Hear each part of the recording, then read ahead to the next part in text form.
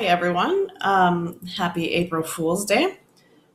This is no joke. I'm going to talk to you about narrative research design today, chapter 15 of our text. So just to start, I wanted to talk about what narrative research design is to start. It comes from the verb narrate, the word narrative that is, which means to tell a story, and that's exactly what narrative research is. Narrative research designs, researchers describe the lives of individuals, they collect and tell stories about people's lives, and they write narratives of individual experiences. It's a type of qualitative research, and it focuses on studying a single person or two. It gathers data through the collection of stories, reports individual experiences, and discusses the meanings of those experiences for the individual as a form of collecting data. How it started was in the 1980s. Dewey had a theory in 1938 of experience that was based on the principles of continuity of past, present, and future experiences and interactions within situations that provide the philosophical roots for narrative research. This was carried forward in the 1980s. It's been being used at least since then. Researchers have increasingly used narrative research. In the 1990, Connolly and Clandinin wrote an article that introduced narrative inquiry to educational research, and it's been used frequently in qualitative research since then. So carrying forward, I'll just share a little bit about narrative research design. There's actually a lot of different types of narrative research design, but what the text said was that it's not so important to know the different types of narrative research design. More importantly, there's characteristics of narrative research that are important. So there's essential characteristics, and then there's some key characteristics. To start out, there's 5 essential characteristics of a narrative design, and there are questions that can help you determine what type of narrative study you're doing. So the first question would be, who writes or records the story? Is it a biographer or is it an autobiographer? Is somebody else writing the story that it's being told to, or is the person that has experienced the situation writing the story themselves? Secondly, you'd have to ask the question, how much of a life is recorded and presented? Are we talking about a life history, or is this just a personal experience story? Either of those would then determine, again, what type of narrative study it is. Thirdly would be, who provides the stories? So in educational research, it would be a question of, is this a story coming from teachers, from support staff, from administration? Are they children's stories? Questions are going to determine, again, the type of narrative study it is.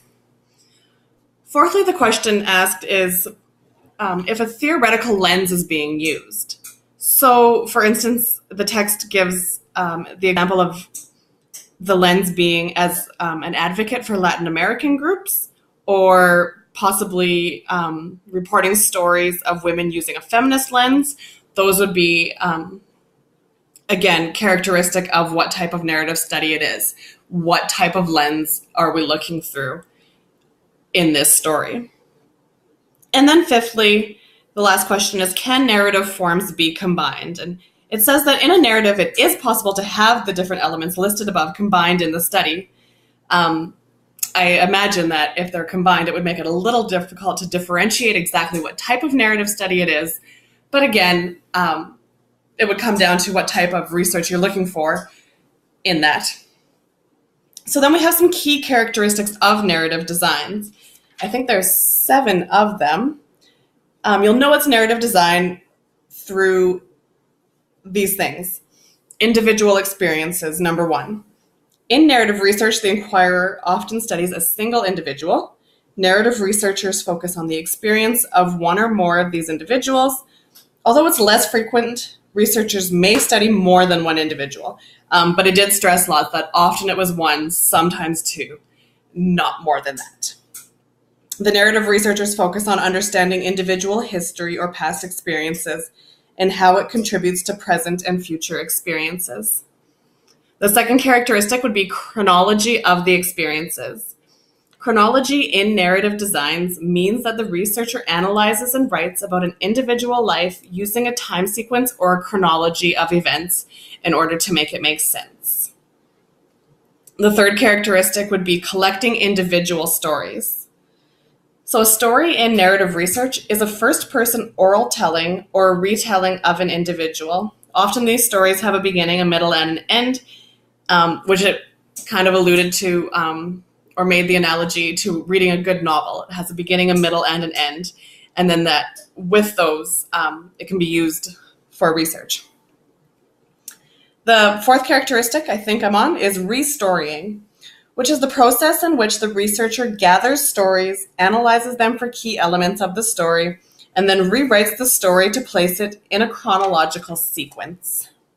When individuals tell a story, the sequence is often missing or it's not logically developed. Think of listening to a grade 1 student tell a story, right? By restorying, the researcher provides a chronological sequence and a causal link among ideas. And there's lots of different ways that can happen, and I recommend pages 520 and 521 of the text if you are interested in more. The next characteristic is coding for themes.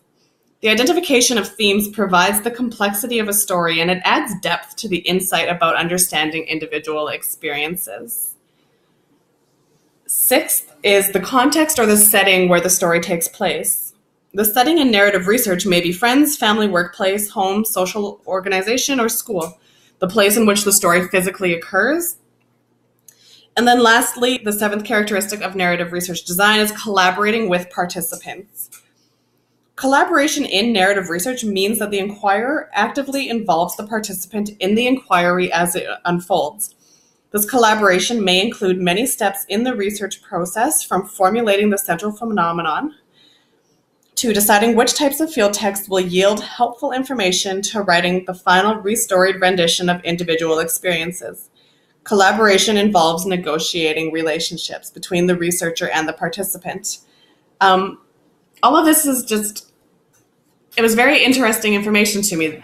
I started out thinking narrative research design was, well, you listen to stories and write them down, but there's really so much of a process in this.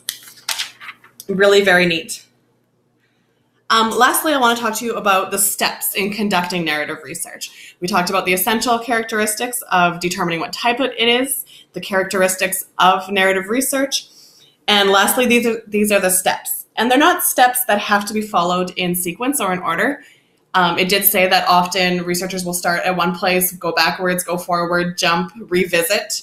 But essentially, all of these steps are followed in some way in order to successfully conduct narrative research. So firstly, the researcher needs to identify a phenomenon to explore that addresses an educational problem. Step 2, they need to purposefully select an individual from whom you can learn about the phenomenon. Step 3 is to collect the story from that individual that you've chosen. Step 4 is to restory or retell the individual story. Step 5 is to collaborate with the participant storyteller. Step 6 is to write a story about the participant's experiences. And step 7 would be to validate the accuracy of the report. Interesting note, it just said that when collaboration exists with participants, the validation may occur throughout the project. Several validation practices, such as member checking, triangulating among data sources, and searching for disconfirming evidence, are useful to determine the accuracy and credibility of a narrative account. I thought that was interesting because I didn't quite understand what it meant to validate the accuracy of a report, so there you go. There is so much more that Chapter 15 holds in detail about narrative research design. I hope that this gives you a bit of an overview of what it is, and I recommend some additional reading for you if you are indeed still interested. Thank you for listening, everyone.